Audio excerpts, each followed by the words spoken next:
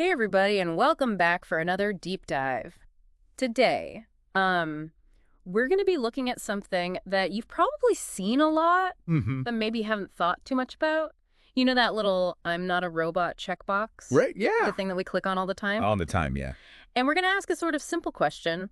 Why can't robots just click that box? It seems easy enough, right? Yeah, it's just a click. So to help us figure this out, we're going to be checking out this article Okay. called "Why Can't Robots Click the I'm Not a Robot" box on websites. So This is interesting. yeah, and I think this is really going to help us understand not only how we tell robots and humans apart, but also how that's getting harder and harder all the time. Mm-hmm. So let's start off simple.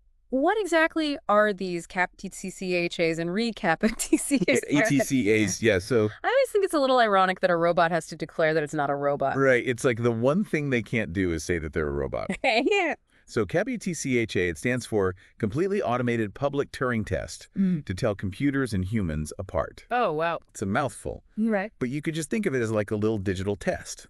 Okay. And it uses challenges that humans can usually do, Yeah. but computers can't. Okay, so like those old CAPTCHAs with like the squiggly letters and numbers. Exactly. Those are so annoying even for me. Oh, yeah, I hated those. Yeah. And, as bots got more sophisticated, they started figuring those out. Yeah. So that's where reCAPTCHA came in, Okay. which is like a newer, more advanced version. Okay. And it uses more complex tests. And now it's owned by Google. Huh.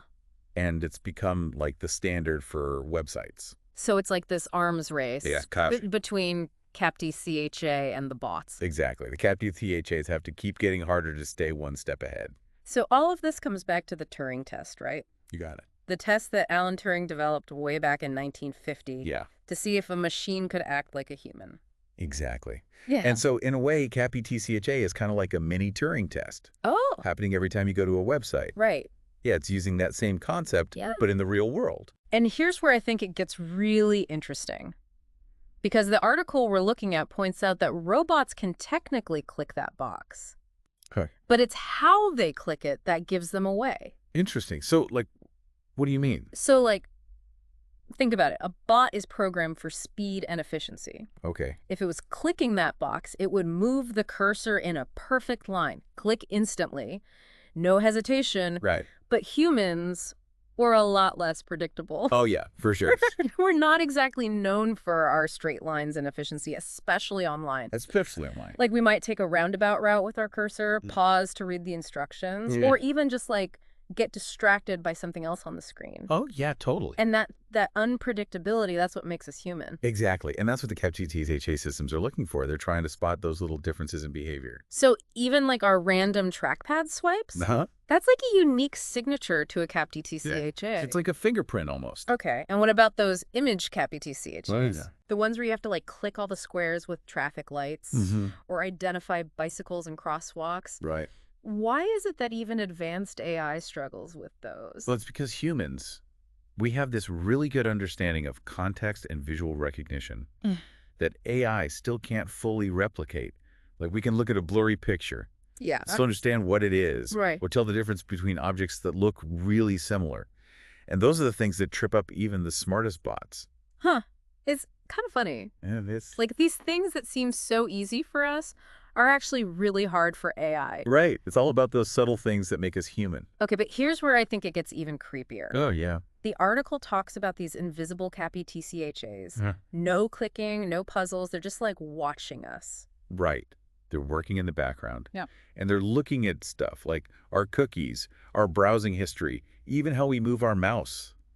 Really? Yeah. And they use all that data to figure out how human we are. Like they give us a score. Exactly. Oh. The human score. It's kind of freaky when you think about it. It is a little bit, yeah. Like we want security and convenience online, Mm-hmm. but how much of our privacy are we willing to give up for that? That's the question, isn't it? Like where do you draw the line? I don't know. I'm kind of torn. Yeah. On the one hand, I get why these systems exist. No one wants websites overrun by bots. Right.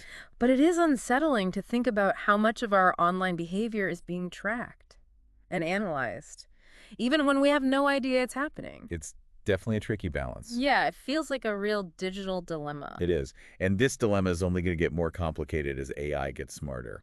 The article even talks about ChatGPT passing some pretty advanced Turing tests. I know. It's crazy, right? What do you think that means for the future of CAPTCHA? Well, I mean, if a bot can convince us it's human in a conversation, what other online interactions might be blurring the lines without us even realizing it? That's a good point. It's not just about CAPTCHA anymore, is it? No, it's not. It's about figuring out what it means to be human. In a world where AI is becoming more and more like us. Okay, so we've talked about how CAPTCHA works and how AI is trying to beat it. Right. But let's flip the script for a second. Okay. Why do we fall for CAPTCHA in the first place? That's interesting. Like, why can't we just tell that a bot is a bot? Well, it has to do with our psychology. What do you mean? Humans are kind of hardwired to see human-like qualities in things, even when those things aren't actually human. So, like, even with bots, Especially with bots. We tend to project our own humanness onto them. we give them the benefit of the doubt. Yeah, exactly. And I guess that's even more true online. Right, because we don't have those visual and social cues that we rely on in person. Right. So we're more likely to just assume that we're talking to another human. Nah. And the bots, they're getting really good at exploiting that. They're learning how to blend in. Exactly. Like they're studying us, figuring out how to act more human. That's kind of scary. It is a little bit. Like they're learning to mimic our language, our emotions, even our humor. And as AI gets better, it's only going to get harder to tell the difference. Between a real person and a bot? Right. Yeah. That's the big challenge. It's a little unsettling. Yeah, I agree. I mean, this whole CAPTCHA thing, it's really making me think about what it means to be human in this digital age, That's what it's all about, isn't it? where the line between us and AI is getting blurrier and blurrier all the time. The big question. And it all starts with that little "I'm not a robot" checkbox.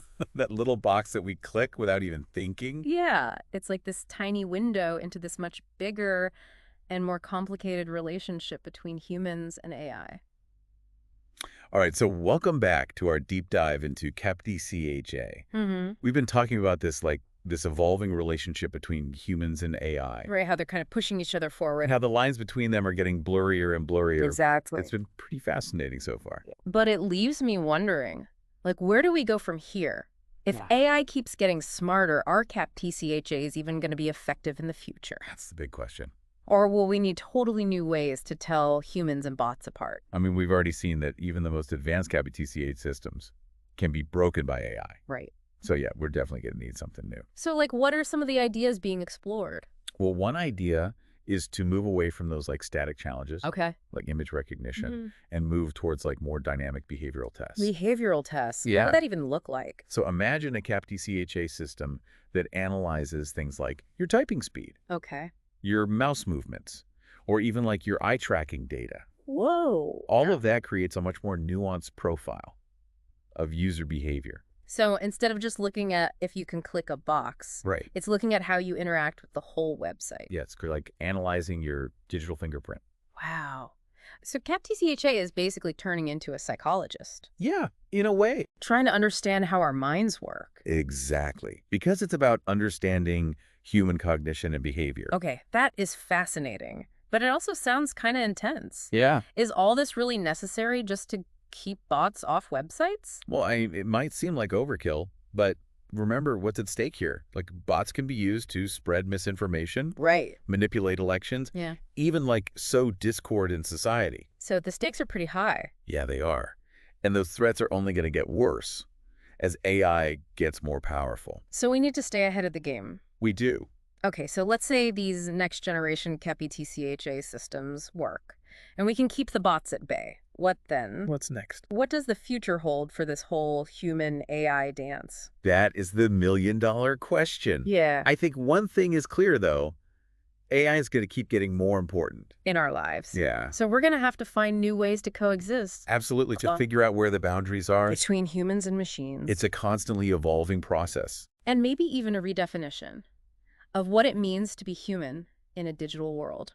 It's a lot to think about. It is. So for everyone listening out there, the next time you see that little "I'm not a robot" checkbox, take a second to appreciate what's really going on. It's more than just a simple test. It's a glimpse into the future. Of our relationship with AI. Yeah, and a reminder that the lines between human and machine are getting more and more blurred.